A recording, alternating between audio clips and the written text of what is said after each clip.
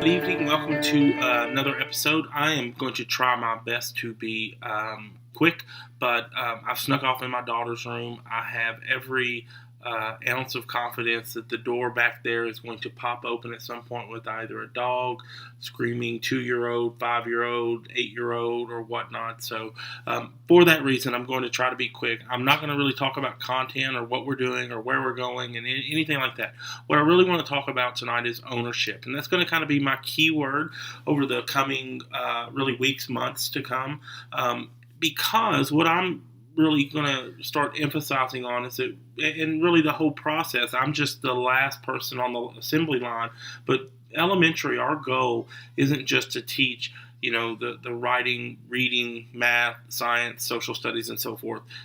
We're creating a student. We are building a student who is prepared to go to the next phase of learning, which will be the middle school.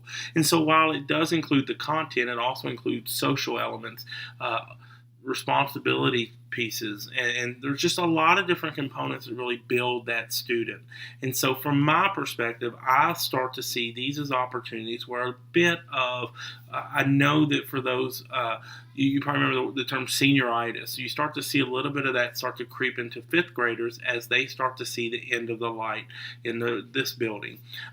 You sprinkle that with a little bit of the sporadic snow day and how it impacts our schedule. It can allow for some assignments and responsibilities and so forth to slip through the cracks. And so what I want to start doing, and the reason I'm sharing this message with you, is that not necessarily that I'm begging or pleading for help, but more support, that you're going to know these conversations are going on in the classroom. I mean, one of the things that I'm not there just to teach math.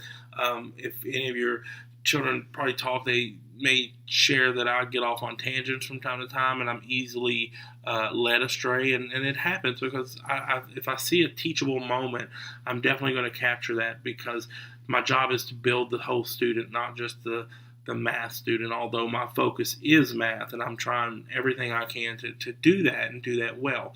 So when we talk about ownership, and that is going to be that key word that I'm going to say over and over and over again through this video and through the next coming weeks and months, what am I talking about?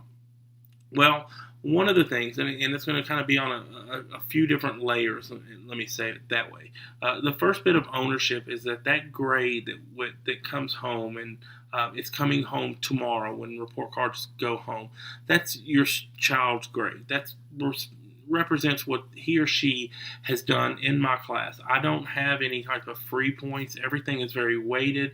It is weighted. It's just I'm the math teacher. I've got a very precise way that my grades are handled. 40% of my grade is the test.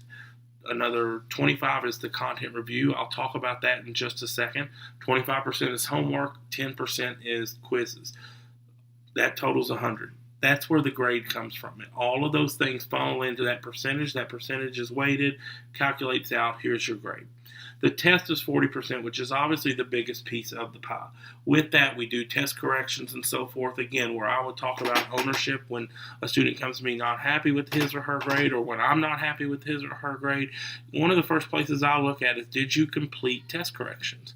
To me, those are free points left on the table. But it's not taking ownership of the grade when you don't do the test corrections.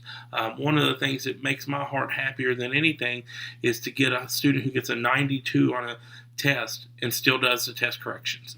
They had their A, but it wasn't good enough. They wanted to just show the mastery of those two problems or whatever they missed. They went the extra mile. I want to push everyone to that point. So one of the things that we want to do with that ownership is that we're aware that this grade, everything I do in this class, it's impacted. I don't just look at kids and go, well, you're an A, you're a B. It's not like that. Everything it's metrics, it's measured, it's numbers that I put in that they are earned. It's not given grades, it's earned grades, and so forth. The other thing I'll talk about with that ownership, so when we look at the grades, how the ownership fits in, what I would say would be test corrections. We've got tests coming up within the next few weeks, making sure that not only are we preparing ourselves for the test, but once the test is come and gone, that there is a step that we can do to make some redemptive points. Are we even doing that? Are we just kind of letting that be? No, because it's not. I don't make them do that.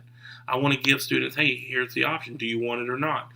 With the content review, and just to kind of remind you what content review is, and actually I'm going to go on record here and say content review is my favorite part of what I do.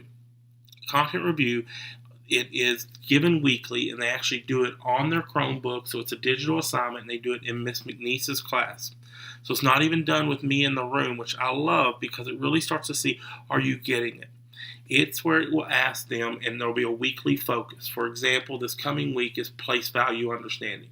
So they'll see 5 to 8 questions a day where they'll sit down and answer questions on place value understanding. And it calculates their total through the week and whatever their percentage is. Their goal is to answer 75% of the questions correctly a week, and they get full credit. So if you look on Infinite Campus Portal, that content review 12 or 13, wherever we may be, that grade represents, if they get a 10, that means they were 75% or higher. If they get 90% or higher, you'll see the 11. Those are students who maybe missed 1 or 2 questions all week. If you see anything below a 10 or 11, those students are getting below 75%, and that's a little bit alarming to me. 9s are okay, because a 9 would be 64 or 65 to 74, kind of a yellow area, a little bit of a concern, but maybe you're not getting that as much. And, we're working on some intervention strategies to go ahead and address those misunderstandings. But then when you see 8s show up there, while it is still 80% of the 10 points, it's still, those aren't good scores in my eyes. And those are things where I'm circling around and trying to reteach. But that we're actually putting effort into that. That's right there is where I see learning. I think sometimes with the way a unit might be set up, in particular here in the next coming months, we'll really start to move through some units, is that they may not have had time to digest something. And they take the test and they don't score as well, but then once the content review is constantly spiraling everything we've done. They'll never in content review see new content. It's review. But I'll see there whether did they remember stuff and got the test good, and then they come back to the review when I'm not in there, when it's me, and not that Miss McNeese is not capable, but she's not in there helping them other than getting them on and getting them going. How do they handle it independently? And so in that aspect, I push for that to be a moment to show me that's where I see who's learning, and I compare. I'm a data nerd, so I'm looking at how are they doing on the test versus how are they doing on the content review. Is it holding true? Are all of those students who got A's on this particular unit, are they getting A's on the content review? Or did I have a student who got a C on a test, but on the content review they're getting A's, and it just took a little longer, which is okay, and that's why sometimes we sell the wrong product, that it's not always about that test. It's about learning the content. If nothing else matters more than mastery of content, and that content review is a huge place where I see that. But what would surprise you is I have some students who will sit down there and literally, and I can see how long it takes them to do it, and they'll do 8 questions in about 1:30. And I'm like, is that ownership? Is that effort?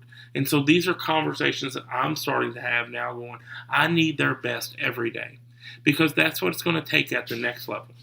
And that's what it's going to take when they get to the high school, and anyone who goes beyond high school. It's going to take every day coming in, giving your best, and taking ownership, saying, this is my grade. And you hear it. Maybe. You might see it here in just a second. I hear it yelling. So I'm going to move quickly. So with the ownership of that, making sure that we are putting forth. The last thing, so I'll talk test corrections, content review, making sure we're just giving our all, and then homework. Making sure that you're just getting your homework in. I know I have the policy where, and I do love that, I think it's very student friendly, to where sometimes life happens and you can't turn it in the next day. I am totally okay with that. I really should see it within a couple days. And I will still give that grace if it takes a week to get it in, because, I'm giving it, that part of my rule. But I won't take it, honestly, if we've already tested on the unit and then the homework is still not. I think we're beyond that point where the grace was abused. So making sure, though, but I don't ask for it once that first day back. For example, we give homework on Thursday nights. On Friday morning, I'm in there yelling, going, hey, I need homework to this table, homework over here, homework over here. And so after that, I don't ask, because it's not in the natural rhythm of the classroom. ownership is that the students take the time to say, hey, I owe you this. Oh, cool, let me have it. So that's going to be just kind of my push as we move forward.